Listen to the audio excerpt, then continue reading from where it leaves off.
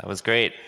So after Dr. Kirsten's talk on what this future might look like, where AI is doing so much work for us, and then Patrick Dubois' talk this morning on all the amazing things that AI is already doing, I get to kick off the ChatGPT Ignites by talking about what's in it for us, right? Is this really going to lead to a future where we have to worry about, will there be a DevOps conference in 2 years, or will dev and ops and everything that we and millions of developers do just be automated, right?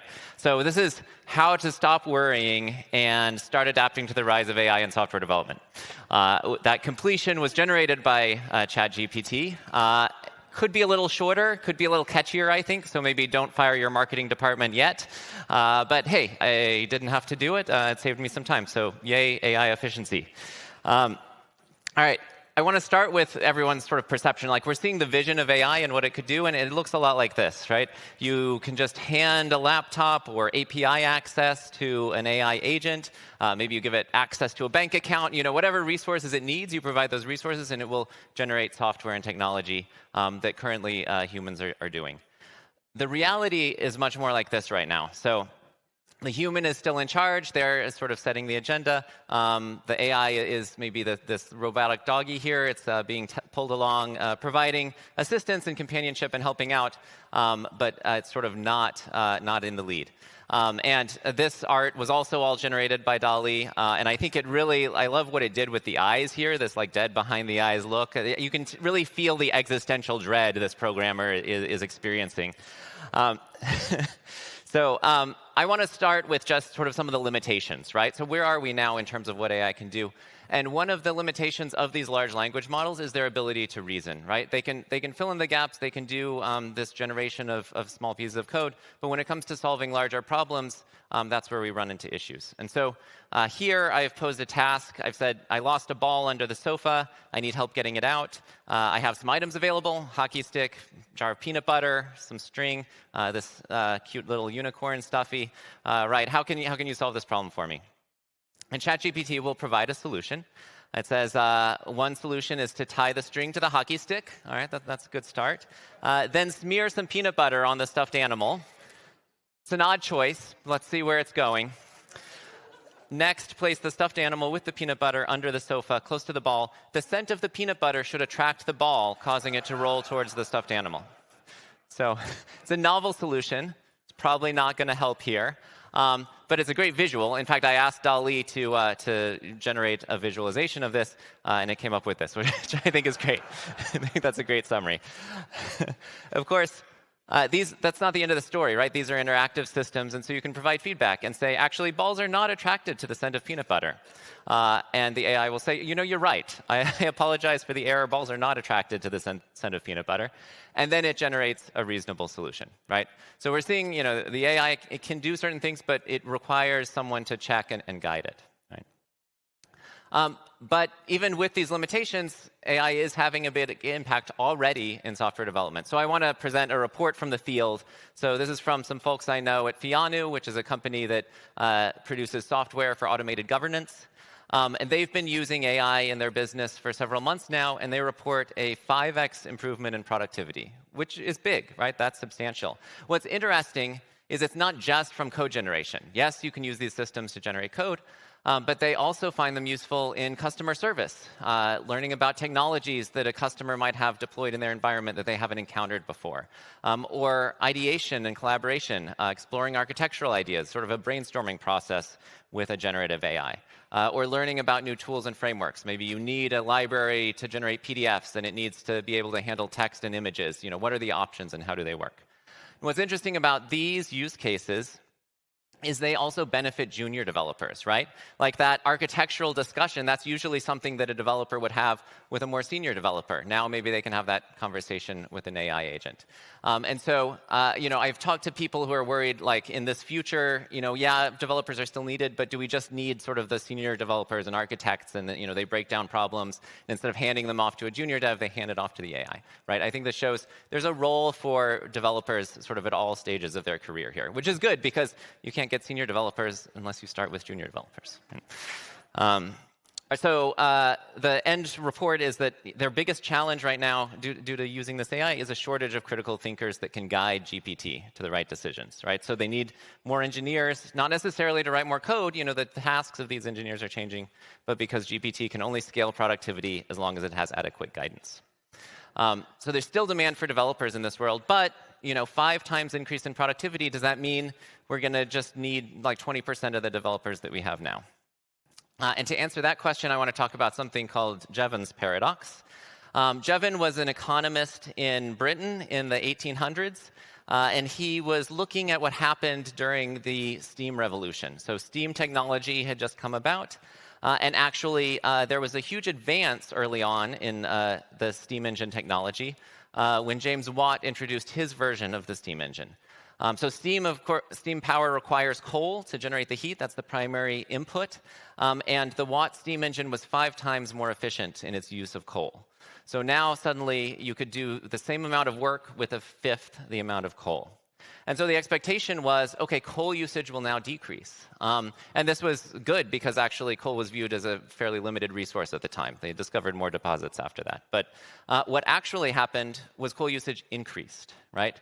So the efficiency gains meant that steam power became more cost effective. It was now cheaper to run a steam engine. And so that then opened up the technology, made it cost viable in more industries. So it went from usage in mining to then usage in textile mills, smelting, and other industries. And so the reason this happened was the demand curve, sort of going back to freshman economics, if any of you took those courses, the demand curve for steam power is elastic, which means that if there's a small decrease in price, there's enough demand out there at that new price to sort of more than make up for the efficiency gains. And so the question in terms of what will happen with software developers and demand for developers boils down to a question of, is there elastic or inelastic demand for developers? And I think the answer is we have elastic demand in this industry. So, and I'll give a few points here. So one is looking at the startup ecosystem and venture capital. So Andreessen Horowitz is one of the top venture capital firms in Silicon Valley. They invest in only 0.7% of startups today, right? So if you look at all the startups that apply, 0.7% get funded. If we suddenly become 5 times more efficient at producing software, you could imagine now maybe they can fund 3.5% of the applications they get. I'm sure there are 3.5% of those applications that are worth funding to see where that idea goes, right? Similar story for Y Combinator, right? They have a very low selection rate. You could imagine increasing that selection rate and getting a lot of value from society being able to explore more new ideas. The average product backlog, the average backlog for planned IT projects is 3 to 12 months in most companies. So that's another place where they can soak up new capacity.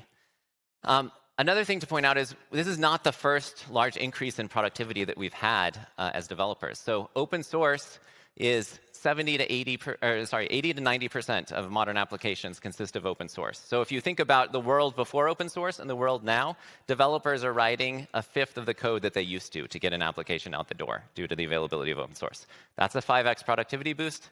That's what we're seeing, at least in Fianu's reports, from the usage of AI. So we didn't have a bunch of out-of-work developers after open source took over, right? Demand only increased. So I think the thing to think about at the end of the day is, could your company benefit from being able to write more software? I think for most of us, the answer is yes. Developers are a resource we would love to have more of, right? And we could make productive use of that. So think about that, and then hopefully that helps you sleep better at night and believe that we'll all be here again next year and for years after. Thank you.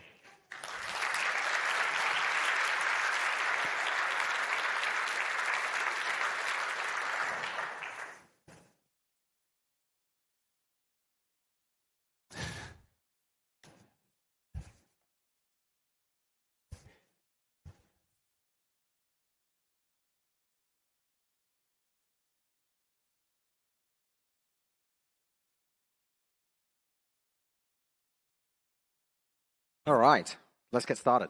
Hi, my name is Mitun Zavery. I represent Sonatype and solution engineer for that. Today I'm going to talk to you about prompt kiddies and ChatGPT. We all know how good ChatGPT is. In fact, ChatGPT got me into this Ignite talk right now. So the abstract you read is actually ChatGPT generated. So let's look at that. What is the modern face of, if this would work, that would give me time. Let's try again. Now that clicker's not working. Do I get a restart here? Does someone want to come and fix my clicker? Thank you. All right. So what does the modern face of security look like? Well, back in the day when I started this, that's what I thought it was, swordfish. Fantastic hacking, matrix-style terminals. Yeah, that's not the reality. The reality is bad actors prefer simplicity. They prefer effectiveness, user-centered design.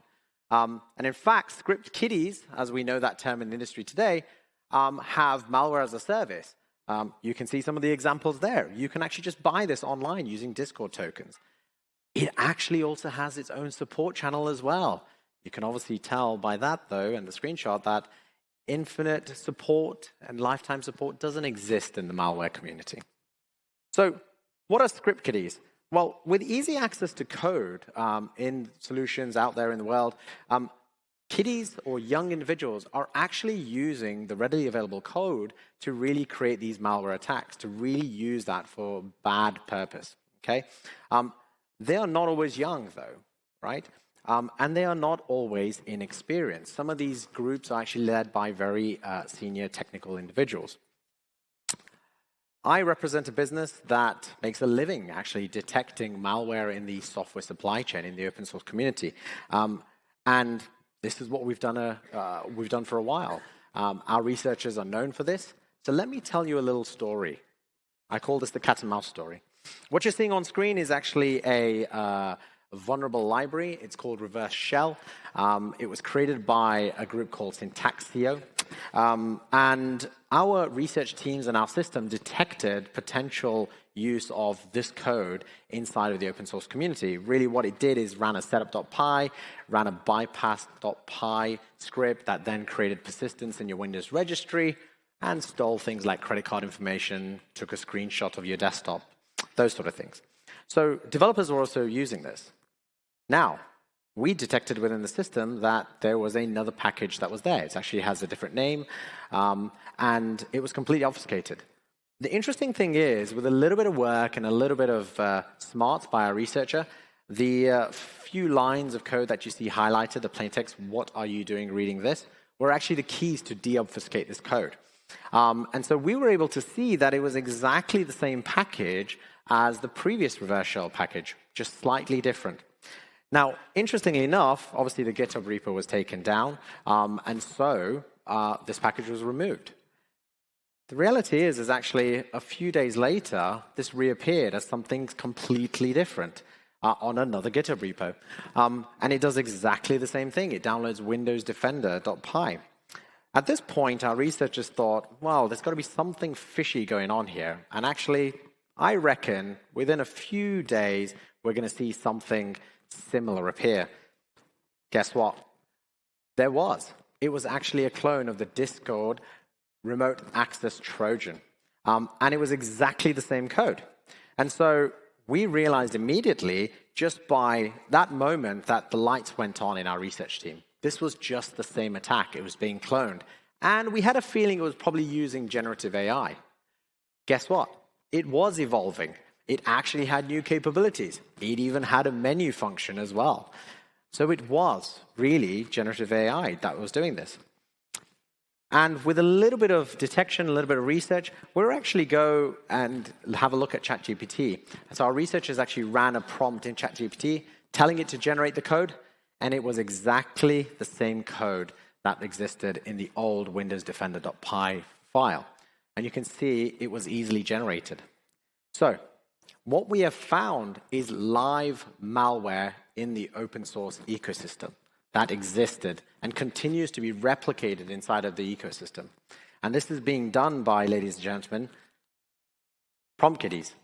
That is a new attack vector that your DevOps teams have to deal with. It is a new angle of attack by inexperienced developers that have access to ChatGPT. If you want to learn a little bit more, read the entire blog on that link there. You also have access to a software supply chain report. And also, prompt kiddies do exist, ladies and gentlemen. It is there. It is a new attack vector. If you want to learn more on how to protect yourself against this, come over to the booth, the Sonatype booth at 100. Thank you very much.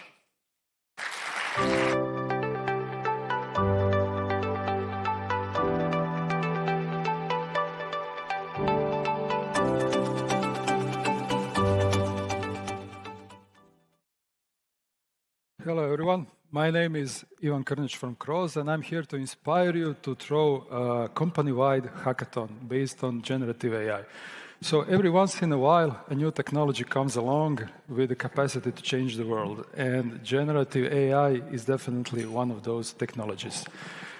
Now, with generative AI, it's like with any other technology. In the beginning, there is a lot of uncertainty, and our confidence to use the technology is very, very low. But at some point, these two lines will cross. And when these lines cross, then it's time to rock and roll. We feel like hackathons are a very good way to build this knowledge about technology. So how do you make these two lines cross? You make it by testing the technology. You make it by experimenting, by learning about the technology. And the best way to learn about technology is actually to do a hackathon. This is what will make you truly master of the technology. Hackathons shouldn't be actually serving their own purpose. They should be part of a wider strategy. So this is the approach that worked for us. We first defined the strategic goals and objectives, so what we want to achieve with this generative AI hackathon. Then we threw a company-wide internal hackathon. Step 3, we gathered all the ideas, evaluated them, and prioritized them. And step 4, we developed a roadmap in terms of what shall we do further with these ideas, but also with the technology itself. Now let me demystify this step 2, hosting an internal hackathon, how that looked for us. So we first put together an organization team, and they were in charge of everything that was going on around hackathon. They did an introductory workshop, they set the stage, they set the date, they prepared all the logistics. They also encouraged cross-functional teams to apply. They prepared cloud environments, they set up all API keys. They also put in place some API budgets because we wanted things not to go out of control. When everything was done, they took care that teams documented all those results in a wiki page, they defined new policies, and in the end, we started with new initiatives. So how did this all look like? The energy was amazing, and there were many more people than we expected that will show up there. In terms of numbers, we had 125 people in 36 teams. They were in 4 locations. They ate at least 70 pizzas. We learned today the importance of eating pizza. And after God knows how much beer, they came up with 36, 37 ideas that we were pursuing further. Now, we won't pursue all of them further, and I won't talk about all of them, but I wanted to briefly mention 3 of them. So the first one is from podcast MP3 to social media posts. So this was an attempt to help our marketing team put together a content for social media posts. So they took one episode of my 0800 DevOps podcast, they threw it into Whisper. Whisper created transcript. Transcript was fed into GPT to create a blog post. This blog post was put into Midjourney, which created a visual, and basically marketing team had everything they needed to put out a social media post. Another example was AI support agent. So how cool would it be if a normal person could pick up the phone and ask a question, and then an automated support agent would answer in the same human language. So this is what one of the teams tried to achieve. They tackled the problem from the middle. They put customer frequently asked questions database into ChatGPT, and they asked various questions, and this turned out also very nice. So they almost circled the whole loop. The third attempt, the third team, what they did was Q&A sales bot. This is basically what sales team did. They took an anonymous procurement documents, put them in ChatGPT, and tried to ask it different questions to see what kind of value could they get out of it. So in terms of key takeaways, this is not a new radical song. You get what you give. In terms of the results, the quality of results that you get from ChatGPT is basically the same as the quality of questions that you ask. We understand that this is an evolution, and this internal hackathon was only one small step. We want to feel natural to everybody in the organization. If you have some doubts, please don't start as soon as possible. Uncertainty will almost certainly rise. And whatever you do, be sure that you will be positively surprised with the results, because we have been. Thank you so much for this. If you have any more questions, please feel free to contact me. Thank you. All right, welcome everybody. I thought this is a DevOps conference, a real DevOps conference. So let's do some live coding on stage and show how to automate ChatGPT and all the other APIs that come with OpenAI. Doing a live demo on stage, what could possibly go wrong? So fingers crossed and praying to the demo gods. My name is Johannes Nicolai. I used to work most of my career for GitHub, where I supported developers in their workflows, and I was also closely working together with the Copilot team there. Nowadays, I work for Postman, which is kind of the GitHub for APIs, and there I'm one of the main contributors to the OpenAI collection that does not only contain the ChatGPT API, but many other fun APIs like DALL-E, which you have seen, where you can generate pictures based on textual descriptions, or Whisper, where you can turn sound into text. So without any further ado, I'd like to use the last 4 minutes for a live demo. If you wanted to follow along, all you would need to do is to get an API key from OpenAPI. That is pretty straightforward. You also get $18 to test out the APIs, and all the slides you will have access to as well if you wanted to do that demo by your own. Searching for the specific examples we go for, we would just go into Postman and search for fun AI on Lego, and then find our workspace, which is called Fun with Lego for a reason, because the very first API I wanted to show you is the DALL-E API. So we are asking it to create a Amsterdam train station made of Lego. While this is sending the request to OpenAI, you can also see that whatever programming, wow, not seeing anything on the screen other than, I guess, the first page, right? That's interesting. Let me see whether I can change that.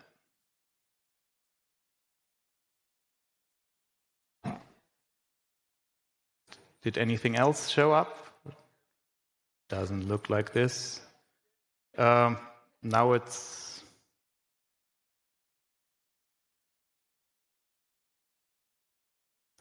That's the beauty with live demos, right?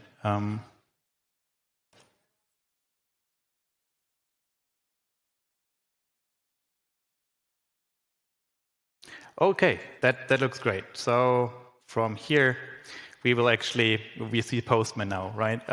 So for all of those examples, you could just use the programming language of your choice and get the code generated for you on how to interact with those APIs. First one was DALL-E to create pictures based on descriptions. That's probably something most of you have already seen. So let's do something more advanced. This is the Postman out, our mascot. We actually want to replace its face, so we just upload a second picture which does not have the face anymore. And then if we go back to our collection, we would say, let's do a new request here where we are actually editing that image, and we have the first picture, the second picture, and then we want to replace the face with a smiling Neil Armstrong. So let's give this a try. Postman also has the ability to visualize the example. So any kind of API response you get, you can turn into an HTML preview, which is nice if you want to visualize something like pictures. So let's see how Neil Armstrong looks like as a Postman now. So here we go. Pretty impressive. This is about DALL-E as an API. Another API OpenAI provides is actually Whisper, which you have heard in some of the talks before as well, which is turning audio into text and also does language translations. I'm trying to have Linus Torvalds say how to properly pronounce Linux and see whether the sound works. Okay, I'm trying this. Hello, this is Linus Torvalds, and I pronounce Linux as Linux. So let's use that MP3 and actually send this to the OpenAI API. And here we go. Hello, this is Linus Torvalds, and now pronounce Linux as Linux. This wouldn't be a complete talk if we don't actually show how to automate the ChatGPT API. So we have an example there as well. Often in the DevOps world, you find some kind of Terraform script or SQL code which you don't know at all what it's actually doing, right? And this is the example here. We want to have ChatGPT act like GitHub Copilot and tell us what this very complicated SQL statement is actually doing here. So we're sending this request and wait for ChatGPT to actually show us in human visible language, understandable language, what this will be about. And while this is running again, you can turn any Postman request into any programming language example of your choice so that you can also have it as part of your DevOps pipeline. And here we go. This is a long explanation what it's doing, but it's still pretty much clear in comparison to the original one. If we go back to the slides, sorry for the technical presentation problems, but most of the live demo worked, which is great, yay. We also implement OpenAI as part of Postman itself. So if you see any kind of API that gives you a response and you want to have all the test cases automatically generated for you, we just announced Postspot AI. If you want to learn more about that one or how you can use Postman in the enterprise, just stop by at our booth in the exposition hall. Thank you.